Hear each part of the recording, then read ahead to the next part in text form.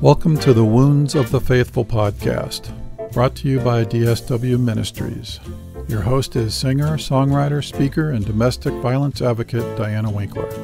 She is passionate about helping survivors in the church heal from domestic violence and abuse and trauma. This podcast is not a substitute for professional counseling or qualified medical help. Now, here is Diana.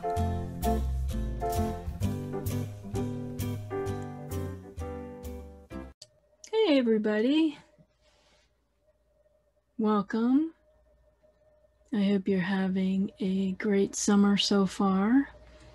We are stuck in this heat wave, and yes, it normally gets 118 degrees here in Phoenix, but it doesn't usually come this early. Of course, in the Northwest, they're getting the same temperatures that we get here all the time. For the Northwest, most of them don't have air conditioners, and I hope it's going to end soon for them. It's miserable even when you have air conditioner. We definitely have AC here. But I have to get up really early to do any of the yard work or take care of the garden, because by 9 o'clock it's over 100 degrees. I let the birds fend for themselves. I decided it was too hot to be filling those bird feeders and cleaning the bird feeders outside, even in the shade under the porch. It's horrible.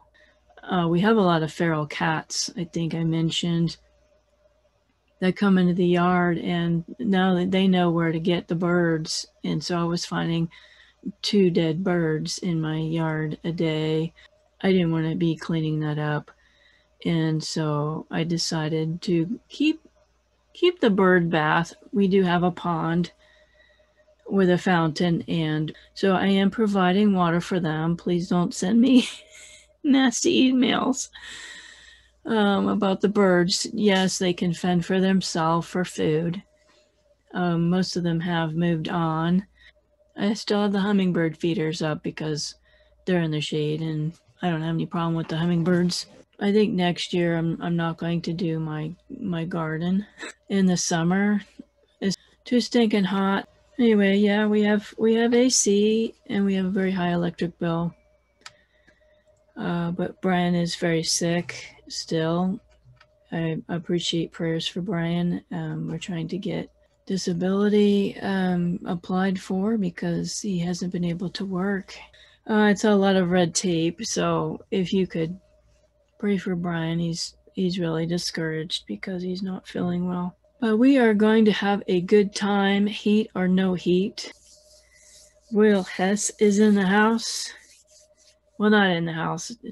He's on Zoom, but he is from the Church Split podcast. He and I both have a background from Independent Fundamental Baptist Church.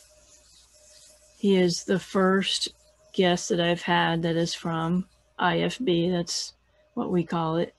And he's going to share his story of childhood abuse growing up in the IFB and spiritual abuse he suffered, which led him to leave, just like I did. He pastors a church. He's married with a baby. Now, his podcast is about Christian apologetics. And so you know that I love the Bible, and I'm a Bible geek, and I like having pastors on the show. I like apologetics and talking about, why do we believe what we believe? What does the Bible really say about a certain topic? So I've been following him a while and invited him on the show. So we have a lot of stuff in common besides Bible and church stuff. So we'll be talking about a lot of stuff today. You're going to love him. He is a fun guy, very interesting and knowledgeable. He really talks fast, so try and keep up. Especially when he's passionate about something. So let me read his bio really quick. Will Hess is a pastor and apologetics nerd. Will wanted to start this podcast because of the church splits he had both witnessed and experienced. Having experienced first-hand division in the church over topics and issues where biblical truth was pushed aside for opinions, Will saw a need to show Christians how to use the Bible, not only to find truth, but to create unity in the church. Will loves long-form podcasts and sees Christians craving for deep discussions on topics, pushing past the surface-level arguments to truly discern what is the truth and why. What started as a fun little hobby has turned into a ministry that Will pours his heart into.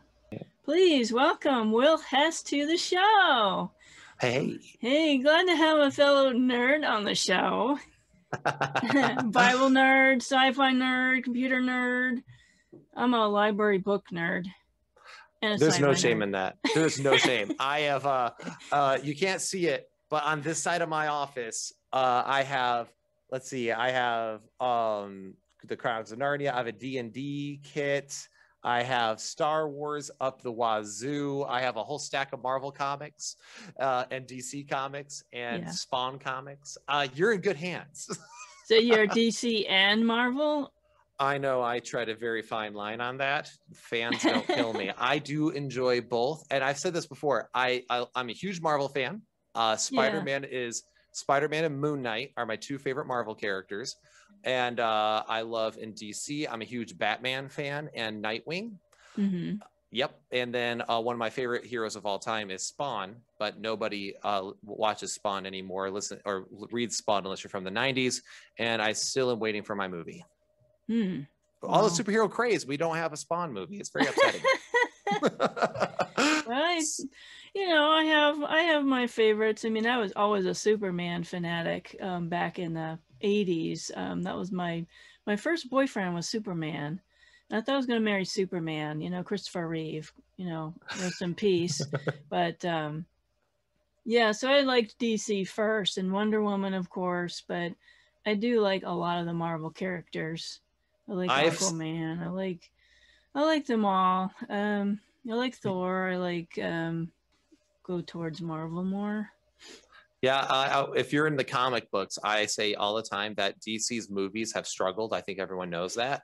Marvel's movies are constantly always killing it, and even when they're bad, they're fun. Yeah. And unfortunately, when DC's movies are bad, everyone suffers because they try to take themselves too seriously, and it just falls apart. But DC's comics are incredible. So for those of you who are like, I don't understand the craze about Batman, look up some great ones of great Batman comics, and trust me, you'll have your life changed. They're amazing. So yes, I am a huge sci-fi fan. Probably the biggest Star Wars guy one of the biggest Star Wars people I know. I'm a huge guy into that. So yeah, I'm a big nerd, but I also love scripture. I love theology and philosophy. So I am all over the board on this. Pretty much I'm the kid that no one wanted to talk to on the playground because I'm weird. Yeah, I showed Will my my Stargate that's in my living room and my ZPM from Stargate, and we are binging Stargate right now again for the umpteenth time. So yeah, Will and I have a lot of commonalities here. We're going to have some fun today. I don't know what's going to happen. We have an outline, but that might be thrown off, Outlines are optional. We don't know what's going to happen on the show, but you are the first IFB guest. I have been out of that pond since 2008. My podcast is, for evangelicals in general. I've managed to stay off the IFB preachers' radars. I've managed to stay off their radar so far, but they might change now that you're on the show. We'll find out. Yeah, so everybody knows I don't call people out on the show. I don't call abusers out. I don't want them doing a Google search under their name and finding their name on my show.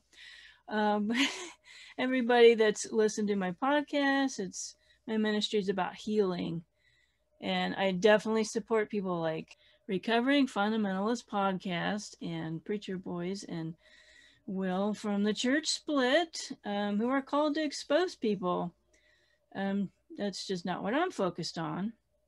Right. And I think and you and I talked about this in our pre-discussion, but I think it's important we have a place for people to go where they are searching for healing from abuse. I'm an abuse victim myself.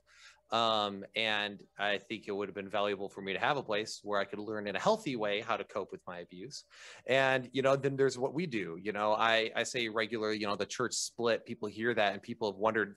My stepmom actually got asked, is that a sad shirt? When she was wearing our church split, somebody asked her if it was a sad shirt. I'm like, I don't know if a shirt can be sad, but and because it sounds like somebody's leaving church. And that's the idea. I started it when I was a pastor and I went through a church split due to some biblical topics that happened in the church. And I noticed how nasty Christians treated each other. And after leaving, coming from the independent fundamental Baptist world, I was shocked at how people keep acting in the church. So I realized that there comes a point in time when you have to talk about these divisive issues. And not because you want to be divisive, but because you actually want unity. And also to show the fact you can have healthy discussions and disagreements without killing each other. Yes. And that's perfectly fine. And so that's what I feel called to do, to call out false teachers, but also to discuss divisive issues in a kind, loving, biblical way, and also have some cut up fun with it. Like sometimes people get on the show and they misplace my humor, but I'm sarcastic and stuff. And it's not because I'm trying to be nasty, but I'm just that way. And, but anyway, it's important that there's a place for everybody on that. So I didn't know I was your first IFB guest. And so I now feel extremely honored and yet terrified. Well, Brian Edwards, I asked him first, but Brian, if you're listening, you need to answer your emails. That'll never happen.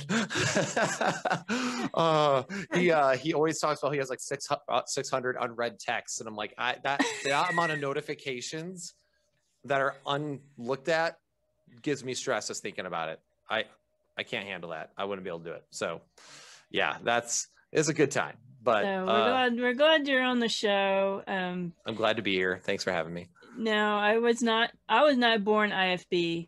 I was saved into it. I was saved when I was 13, but I didn't get baptized into IFB church until I was 18. That's because I was raised Catholic, and my parents would not let me go to an IFB church where my cousins went, and they took my Bible away from me. And so I always thought when I was going to college and I got into IFB culture, I always thought, boy, it sure would have been cool to be raised in the Baptist church, and kind of felt like, okay, I was raised kind of worldly.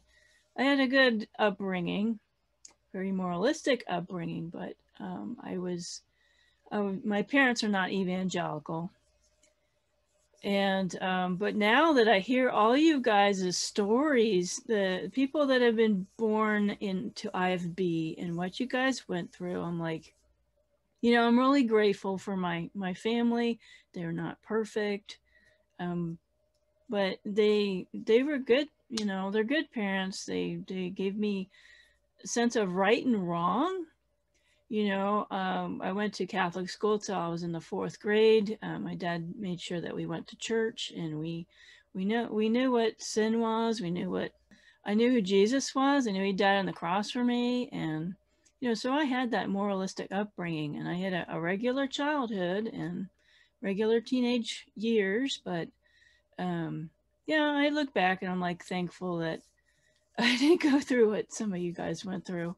So you were born into an IFB family. So tell us, what was it like growing up for you? That's a very broad topic and a very broad question, and I'll try to squeeze it in. You came from an abusive home, you mentioned, when your sister was on your show. So maybe share what you're comfortable sharing. I'm an open book. There are no secrets with me about myself. actually, that's a whole other story for another time. But one of the big things I had, which was one of the biggest problems I had with the IFB church. So for those of you who aren't familiar with the IFB culture is what we would call hyper legalistic. They're very much on appearances. They're very big on weird behaviors, right? Like music can't have drums, and if you do that, you're worldly and you're a sinner. If you dress a certain way, if you wear jeans to church, girls, if you don't wear skirts and dresses, you got a problem. So it is very appearance focused and appearance driven, and everyone showed up to church, put on their little church face, and they would act a certain way at church and act super holy. And basically what you feel like you just popped into an old school church from Little House on the Prairie in the 1930s or something when you go into an IFB church a lot of times. Or the Twilight Zone. Yes. Yeah. You walked in and suddenly you went through this time vortex and you're like, I'm in the 1920s. And it's a very weird thing because each IFB is a little bit different than the other. And so when I was raised in that, for actually the reason why I became an open book was I realized I was so ashamed almost or embarrassed about my history, and I didn't want to deal with the baggage of it. So I oftentimes wouldn't talk about it. But then I realized when we were told to bear one another's burdens, that I can't expect to bear someone else's burdens of their pain and their suffering, their difficulties in life if I'm not willing to share mine. So I had to become comfortable with sharing my story. And then it was amazing how many people opened up to me, and it created opportunity. So with that being said, back to what I was saying with the IFB, being raised in it, it was difficult because the IFB, a lot of times it's emphasized with men to be strong and overbearing and just, you keep, I'm a man's man. I chop trees down with my bare hands. I kill bears in my shaving kit. Yeah, that whole thing. And so like it was so intense as men. But what's funny is that they are very hierarchical. And I'm not saying hierarchy is bad. I think hierarchy brings order and structure, but we all know too much of an emphasis on hierarchy creates almost like an authoritarian state. Too much emphasis of that and not on our similarities. So anything out of balance could cause problems. So with that, I was probably lorded over more so than most boys my age. I was actually extremely introverted. I was very unconfident. You introverted? I know everyone says that. I would not leave my room. I would play Legos, read Star Wars stuff, and that my sci-fi world. That's where my love for sci-fi began because it was a way for me to escape all the stuff I was going through at the time. It was escapism. So when I was going through all this and it was being lorded over me, and what happens is that it like snuffs out your confidence. So what was happening is that men act like this, but don't you dare act out of line. You're a boy, but don't you dare act out of line like all the other men. So what ends up happening is that over time I had zero confidence and I was just being beat down and I couldn't do anything. I mean, if I did anything, if I sneezed wrong, it was a problem. I remember one time a kid in youth group asked me what Bible reference did the pastor say, and I leaned over and said like Romans 8 or something, and I got smacked in the back of the head and told to shut up and not talk in church by an old lady in the church. I distinctly also remember being told that my iPad had a lot of disappointing music on it, and it's weird because here's what's funny: I was raised IFB, but my family did not live it out at home. So we would go to the IFB church and we would put on the smiles, we'd put on the ties, my sister would put on her dress, act all pretty. And then before we went to church, perhaps my parents got in a big fight, slapped each other around. One day before church, I distinctly remember my dad got angry at me and I started talking back because he was flying off the handle and he grabbed my throat and punched me in the face. And then what do? Well, my parents had to go to teach Sunday school. So we had to go to church that morning and teach Sunday school. So I'm going to church and what I'm experiencing is your appearance. You want to play an orchestra? Where's your tie today? Every little thing, every possible thing that could be nitpicked. I can't even possibly describe the amount of things that were nitpicked. Another fun story was I was dating a girl at the time. And again, my parents didn't live this. So we still watched normal movies at home. We'd play video games at home. but we are King James onlyist. And then my dad's like, also wouldn't allow rock music, but we could listen to country. None of it made sense. Trust me, No. guys, trust me. I get it. And my brain was always spinning because I could never figure out which way was up. You said you had a moralistic upbringing. Mine was morally confusing. So because abuse is bad. Meanwhile, we did foster care, and I watched my mom grab a 6-year-old girl and drag her by her hair through a rock garden because she was angry at her and she was 6. I'm telling you, like, horribly abusive home. And my sister pleaded for my father's life as he loaded a revolver and locked himself in a room and was going to say he was going to shoot mom and himself and just be done with it. To tell you about how dark I was at the time, I was okay with it. My sister's crying and begging for his life. And I just remember sitting there going, I wonder if he's going to do it.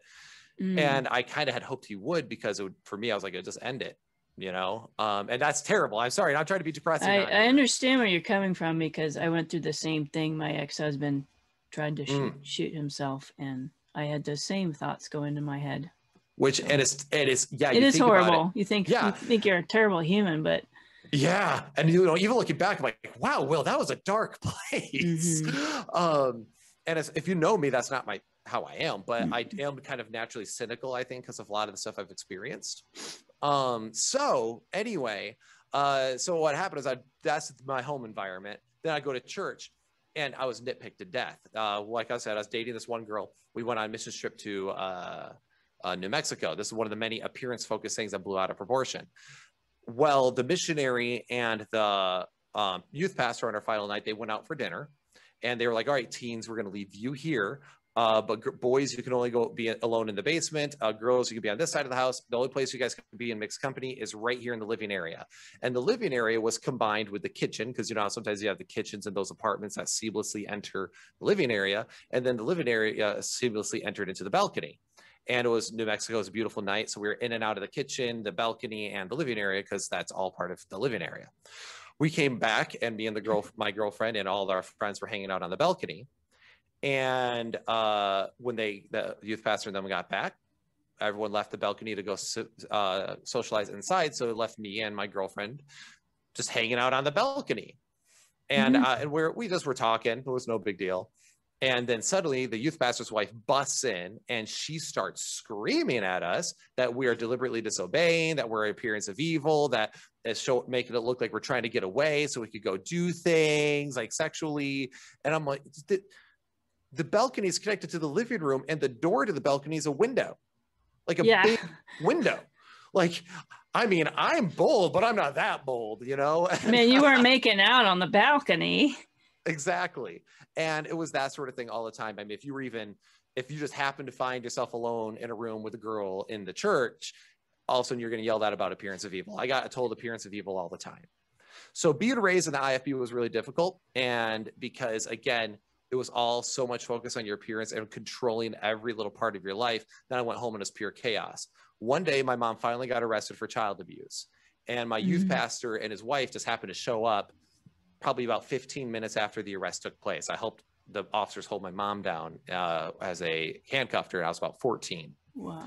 And they showed up after I just finished handwriting my police report about my abusive mom.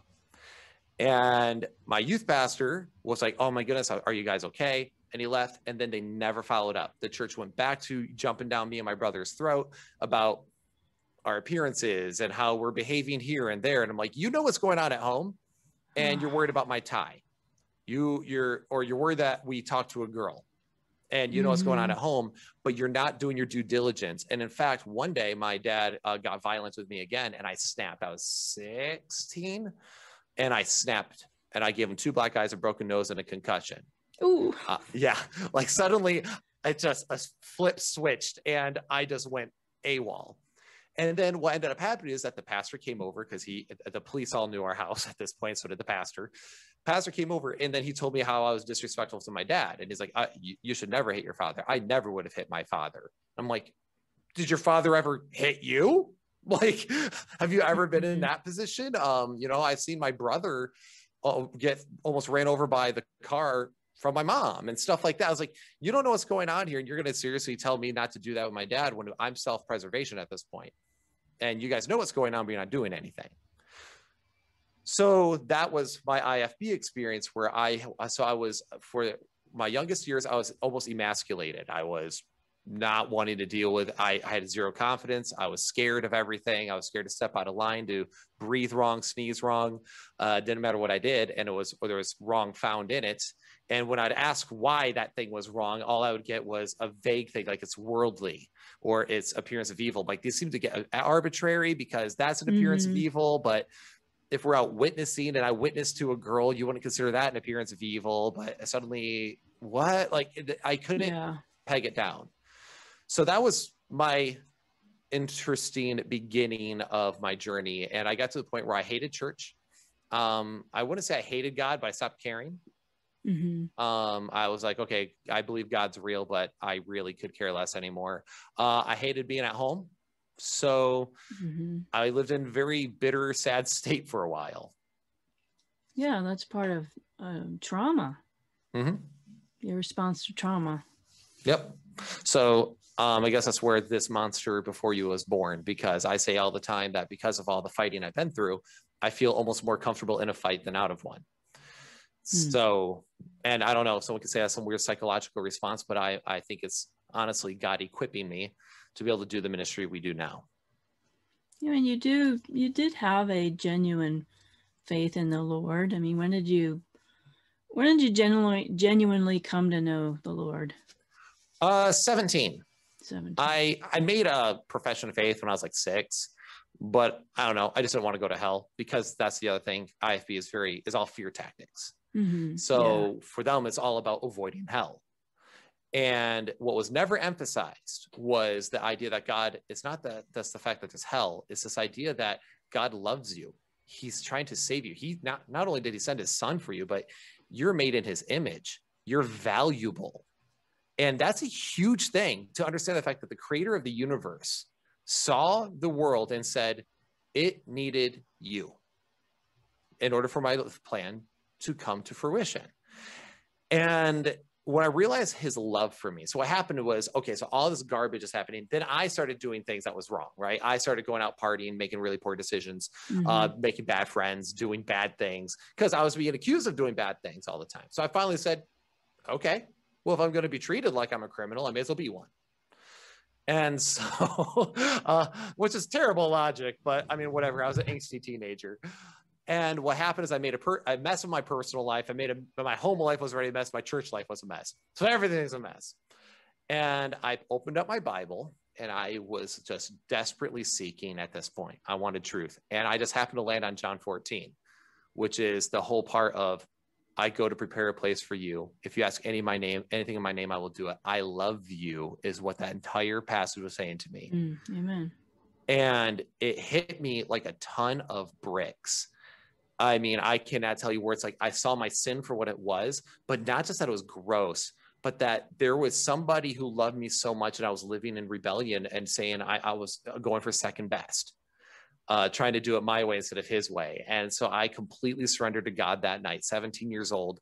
And it was that moment I also knew that I was going to be in ministry. I just knew it. And at that point, I became determined to know what the Bible really said, because I was being told all this stuff all the time by the church. And it just never seemed to make logical sense to me, because I'm a linear logic person. But it was very confusing, because when you're being gaslit all the time that you are the problem, there's not really a problem except for you. It was hard to make sense of it all. And at that night, clarity began. Then I went to, as you can see, I went to Bible college. I went to an IFB school. I went to Crown College in Fairhaven for a while.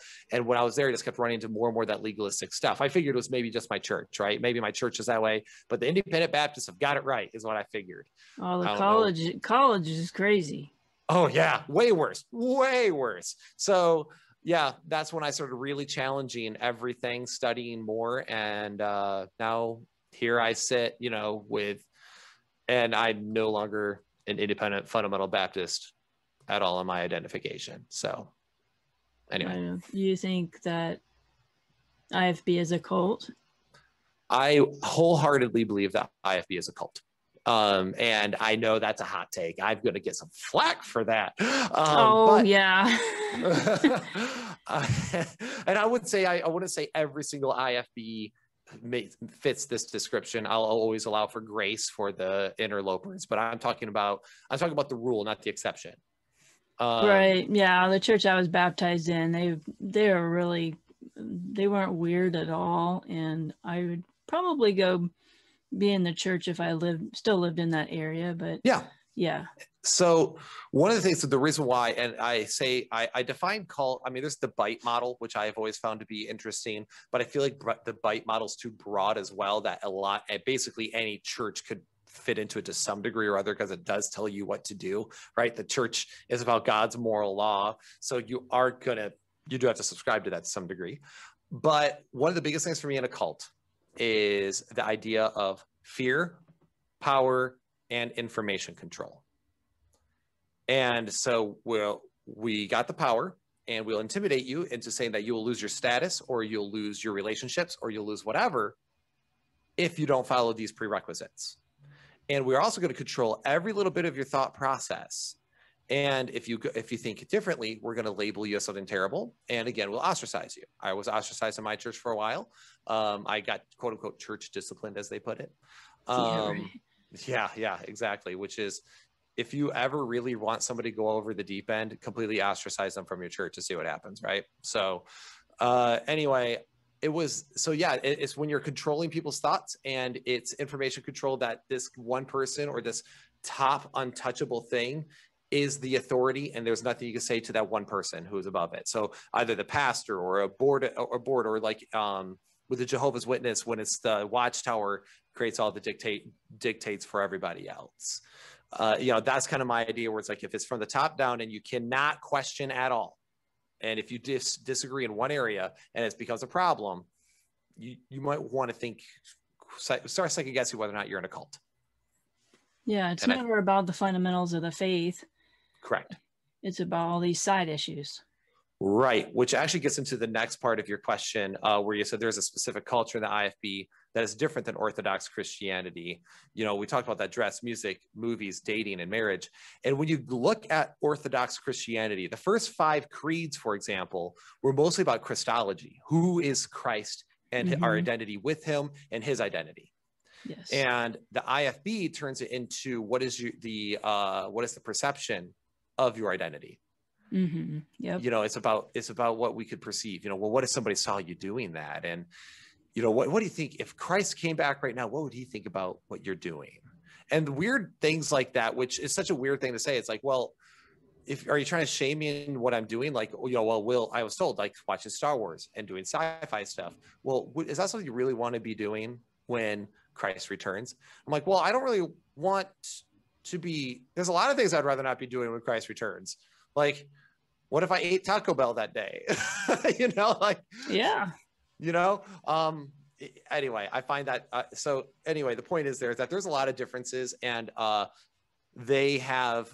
The IFB has strayed away from their very name, the fundamental part. The fundamental Baptist, about the fundamentals, and They do not care about the fundamentals. You can affirm virgin birth, the deity of the Lord Jesus Christ, salvation through faith alone, the blood atonement. You can affirm the fundamentals, but if you disagree with them on King James onlyism, music, whatever, you're not part of it. So you're not really a fundamentalist anymore. You're not about the fundamentals. You're about other extra issues from the fundamentals.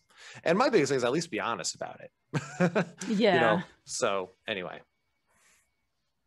Well, we were talking a little bit about college, and you've got a story about how you met your wife and about the dating process. You have to talk about that.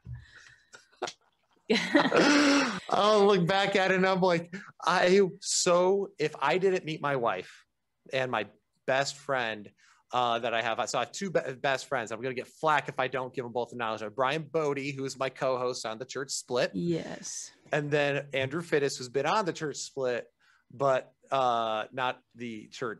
He's not part of the team. We like him to be, but he's busy.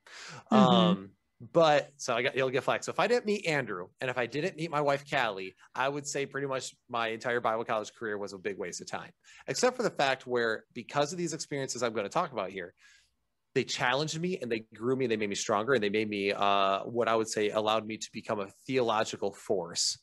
And I'm not saying that because I'm amazing. I'm just saying when you experience extreme pressure, something eventually happens. Yes. Either you break down and you start weeping and you become depressed and broken, or suddenly this rage comes inside you where you rise above it and you fight back.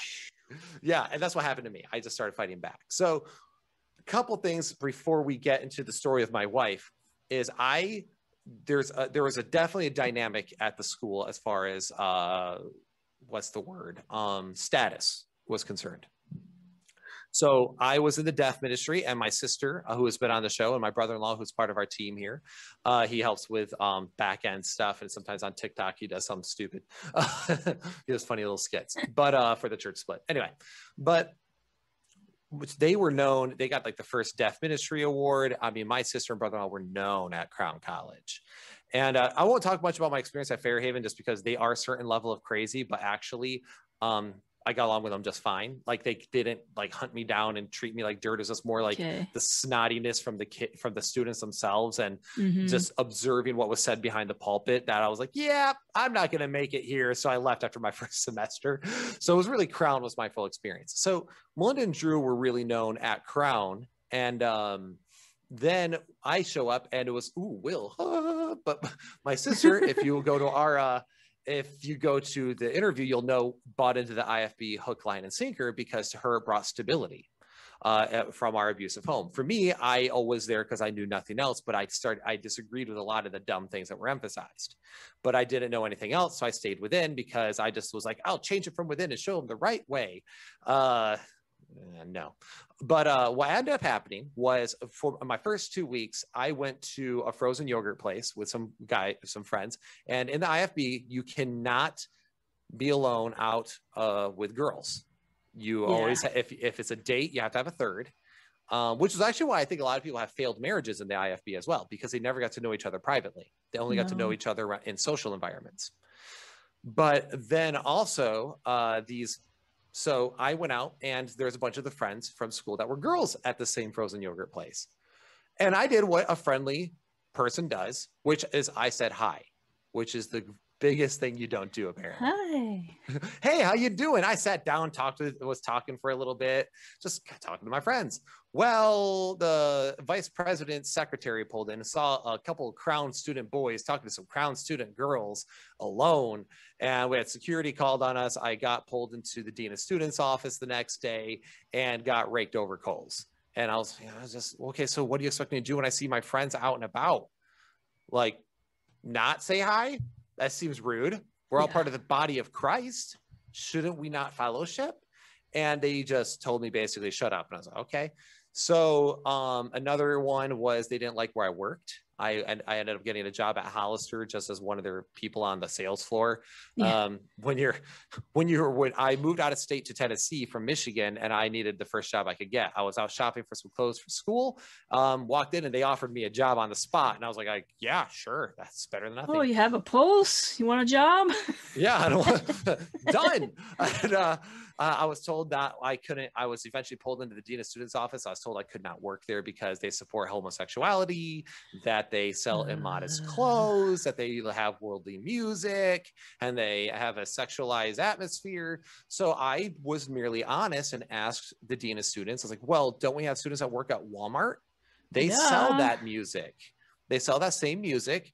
Because he was asking me how I didn't see it as a problem. And I was like, well, Walmart, if we have students that work there, they sell alcohol, they sell cigarettes, they sell the same music, they sell the same type of clothes, maybe just less quality. And they also support homosexuality. All the things that you're saying against Hollister, you can say against Walmart, and plus some if you're going by the IFB culture. And they're crooked. And they were like, well, we just believe that that's more of a family-friendly atmosphere. I'm like, well, what makes it family-friendly? And so we went back and forth, and they made me quit. And I called out the hypocrisy here because here's the thing. If you do not put in your 2 weeks notice at Crown, you would get 50 demerits. You would get like slammed for it because they wanted great testimony and reputation amongst Crown students. So that way other Crown students can work there. But he was like, you need to call your boss right here, right now and quit. Otherwise, we're going to have to talk about your tenure here. That is so wrong.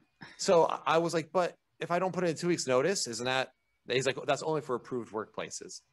But then I told him, I was like, we'll have a job interview at Express. And if you guys are familiar with Express, it's just like metro style Hollister, right? It's high-end fashion. And they're like, oh, that's an approved workplace. I was like, what? No. So anyway, I ended up having to quit there. And then one more story, just to give you the backstory of what this is like. My grandfather had passed away, likely unsaved, and I needed to go up to the funeral. So I went in and I was like, hey, Dr. So-and-so, the dean of students, I was like, I just want to let you know my grandfather passed. I got to go to Michigan for the funeral. He goes, well, when's the funeral? I was like, it's Friday. And I think today was that day was like a Monday. And I was like, yeah, so I plan to leave Wednesday because it's a 12-hour trip. I was going to travel Wednesday, be there Thursday, help set up, and then travel back over the weekend. And he goes, and he literally smiles instead of going, I am so sorry for your loss. Are you the family okay? Nothing like that. He just smiles with a little smirk and goes, that's not how this works. I went, well, what do you mean that's not how this works? He goes, when's the funeral? I said, Friday. And he goes, okay, so I'll give you Thursday to travel there, Friday for the funeral, and Saturday travel back. Is he paying for the plane ticket? Yeah. And I'm like, well, I have to drive. I'm a poor college student. I have to drive. And I was like, well, no, I have to leave Wednesday so I can help set up for the funeral. I'm one of the few young guys in the family. So I was going to be there to support my mom who lost her dad and, all that. And he's like, no, Mr. Hess, this is the way it is. And I was like, I just told him, I was like, I wasn't asking your permission. I'm telling you what's happening. Yep. I will see you Monday. And I left and I got 10 demerits for everything I missed. I mean, I missed every class, every chapel, every ministry. I came back and my mailbox exploded of demerit slips. I had like 130 demerits. Stupid. Yeah. Anyway, wow. So then finally, so this is the treatment I had. No matter what I did was wrong again there. So many stories. And one time I accidentally buzz cut my head because there was a haircut accident. And I was told I couldn't interpret for the deaf because I had a buzz cut and that was against the code. I did it anyway, and because that's what I was known for. So I was known from all this, you're getting the idea, I was known as a rebel. My wife was known as the golden child in the deaf ministry as well. She was like the deaf minister's assistant, the whole nine. So when we started dating, my wife is Korean. And there's actually a rule at Crown College about interracial dating, that if you are interracially dating, you need permission from both parents and a statement from both your pastors. So it's a very racist rule. And of course, again, I was raised in IFB. I was told interracial marriage is a problem, and it was, but let's be honest, in the IFB, it was more to keep whites from marrying the blacks. And but whites could date Latinos or Asians, and all those could intermingle. But once you got the super white people and super black people, then that was the problem. And so again, no consistency there. And I never really cared, as you could tell up to this point, about the rules. I just was over it because I couldn't keep them straight anyway. None of it made any sense. I would literally sit down and the dean of students and go, "Can you show me a chapter and verse about this?" Yep. So, and he would get ticked because you can't. And he'd say, well, the administration says. I was like, I don't care what the administration says. This is a Bible college.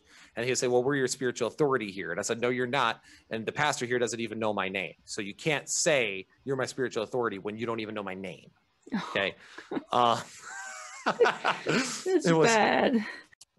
Well, everybody, we're just going to have to do a part 2 on this episode. I knew that we were going to hit it off really great and that Will was going to provide some awesome content.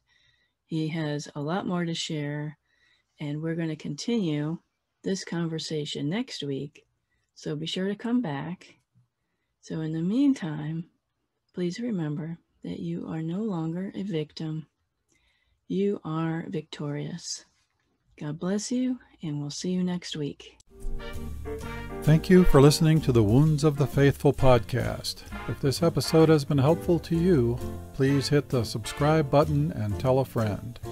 You can connect with us at dswministries.org, where you'll find our blog along with our Facebook, Twitter, and our YouTube channel links. Hope to see you next week.